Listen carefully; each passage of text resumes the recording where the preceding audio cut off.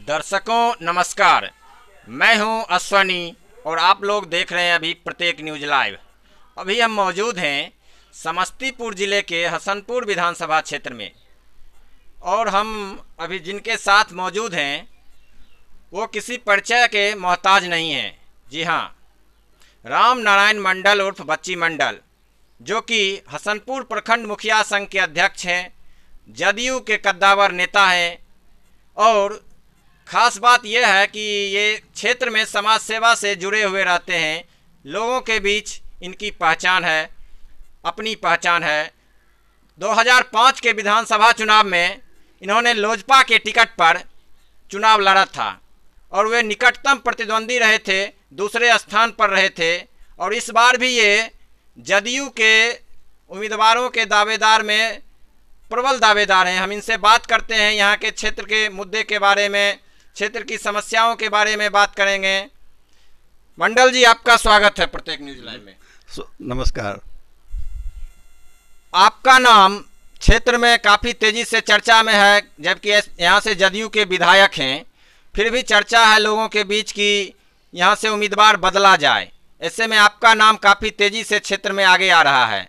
यदि आपको जदयू यहाँ से उम्मीदवारी देती है तो आप किन किन मुद्दों को लेकर जनता के बीच जाएंगे?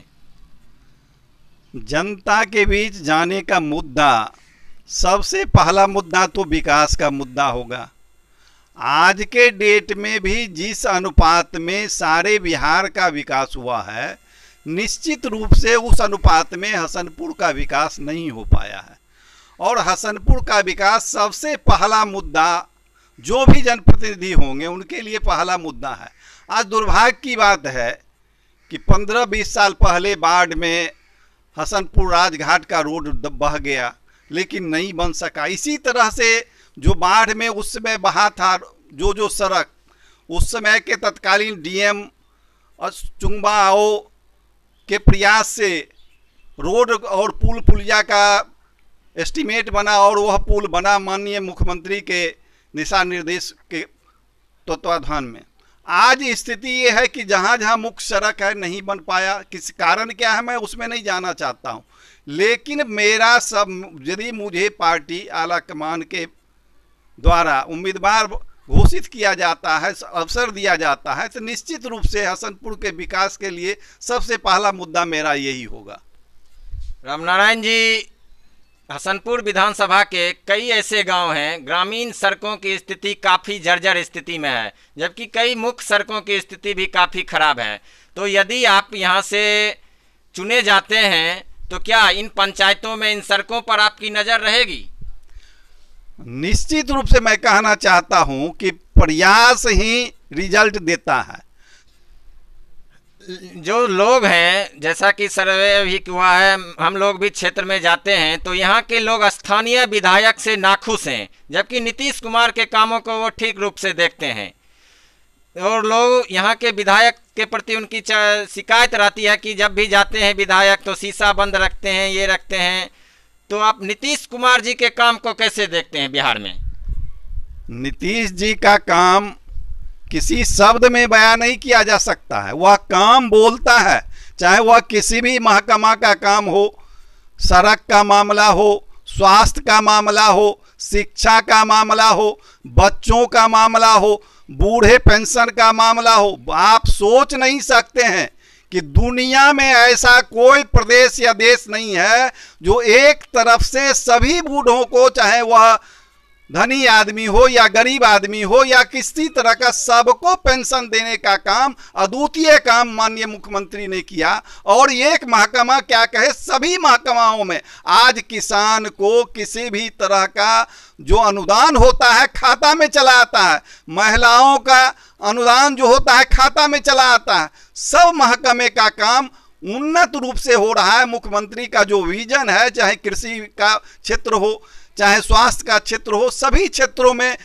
रात दिन वो काम करते रहते हैं। इसलिए बिहार का जो विकास हुआ, आप लोगों को, कुछ लोगों को एक चीज़ को लेकर के लोग आते हैं, अनएम्प्लॉयडेशन का मामला, बेरोजगारी का मामला, निश्चित रूप से बेरोजगारी का मामला सबसे बड़ा रोजगार का मामला रेलवे है और भारत सरकार का उपक्रम है। अभी लॉकडाउन हो गया और आपदा आ गई, निश्चित रूप से बेरोजगारी के दिशा में भी जो मुख्यमंत्री ने काम किया है, आज जो कुशल युवा प्रोग्राम चला करके और नौजवानों को जो क्या कहता है सृजित करने का काम किया है, नौजवानों को कुशलता देने का काम किया है और हर नौजवान को शिक्षित करने का काम किया है। निश्चित रूप से आज लोग उससे रोजगार ले रहे हैं और स्वरोजगार में भी लोग लगे हुए हैं और आने वाला समय में मुख्यमंत्री का जो विजन है उसमें बहुत ज़्यादा विकास होगा और वो बेरोजगारी की समस्या पर भी कारगर रूप से काम किया जाएगा, निश्चित रूप से किया जाएगा। हसनपुर विधानसभा पिछड़े हुए विधानसभा में इसकी गिनती अब भी होती है। यहाँ के लोगों का मुख्य खेती गन्ना और मक्के की है, तो आप जब यहाँ से चुने जाएंगे तो किसानों के लिए आप कौन कौन से काम करेंगे, किसान के हित में आप कौन कौन से कदम उठाएंगे? किसान, चूँकि हसनपुर कृषि प्रधान एरिया है और दुर्भाग्य से आज तक जो काम हुआ है हमारे यहाँ, जो अभी जो जितने बोरिंग हैं सभी जगह बोरिंग का पैसा पंचायत में चला गया, लेकिन हसनपुर और बिथान का पैसा अभी तक नहीं आया। तो हम किसी पर आरोप नहीं लगाना चाहते हैं, लेकिन प्रतिनिधियों का काम है कौन काम हमारा हो रहा है, कौन काम बंद है, किसका पैसा सरकार के तरफ से निर्गत हुआ, वह पैसा क्यों नहीं आया। कहने का मतलब है कि जनप्रतिनिधि जो होते हैं वह क्षेत्र का चौकीदार होते हैं, उनका काम होता है चौकीदारी करना और कहाँ से क्या आना है क्या जाना है सब पर ध्यान रखना। मैं किसी पर आरोप लगाना नहीं चाहता हूँ, लेकिन निश्चित रूप से आज जिस तरह का विकास होना चाहिए उस तरह का विकास हम लोग भी नहीं देख रहे हैं और उम्मीद करते हैं आने वाला समय में कृषि का जो माननीय मुख्यमंत्री का जो कृषि रोड मैप है उसके अनुपात में हसनपुर में जो कम काम हुआ है वो ज़्यादा से ज़्यादा काम होगा। इस क्षेत्र में हम लोग लगेंगे और ज़्यादा से ज़्यादा काम आगे बढ़ेगा। यदि आप यहां से उम्मीदवार होते हैं तो जनता के बीच किन मुद्दों को लेकर जाइएगा? विकास का मुद्दा होगा या नीतीश कुमार के नाम पे? विकास का मुद्दा और नीतीश कुमार दोनों अनुराश्रय संबंध है। जहां विकास है वहां नीतीश कुमार है, इसलिए विकास का मुद्दा को तो लेकर के जाना ही है और साथ साथ माननीय मुख्यमंत्री और हम लोगों के राष्ट्रीय अध्यक्ष आदरणीय नीतीश कुमार जी का जो कार्य प्रणाली है वह भी बहुत महत्वपूर्ण है। उस चीज़ को भी आगे रख कर के जनता के बीच जाना है, के बाद याद दिलाना है कि कौन काम पहले कैसे किस तरह का वातावरण था, लोग घर से निकल नहीं पाते थे। स्थिति ये था कि शाम के बाद कोई भी माँ बेटियां जो होती थी वह घर से निकल नहीं पाती थी। आज तो स्थिति है कि 8 बजे रात में भी पढ़ करके कोचिंग से पढ़कर बच्चियां घर आती है और वो क्या कहता है स्वच्छंद रूप से विचरण करते रहती है और पढ़ाई लिखाई में तल्लीन रहती है। लेकिन आज लोग थोड़ा सा ज़्यादा वक्त हो गया है, बढ़िया चीज़ होते जा रहा है तो लोग भूलते जा रहे हैं। पुरानी बातों को याद करेंगे तो निश्चित रूप से तुलनात्मक रूप से देखेंगे तो आसमान और जमीन का फर्क है पिछले शासन में और इस शासन में। ये थे हमारे साथ हसनपुर विधानसभा के पूर्व प्रत्याशी और वर्तमान में जदयू के कद्दावर नेता जो कि विभूतिपुर विधानसभा के प्रभारी भी हैं और हसनपुर मुखिया संघ के प्रखंड मुखिया संघ के अध्यक्ष हैं राम नारायण मंडल उर्फ बच्ची मंडल जी। इन्होंने हर मुद्दे पे अपने बातों को बेबाकी से रखा और बताया कि उनका यदि वो यहाँ से उम्मीदवार होते हैं और जनता उनको मौका देती है तो वो किन किन मुद्दों को लेकर जनता के बीच जाएंगे और उनका क्या प्राथमिकता होगा।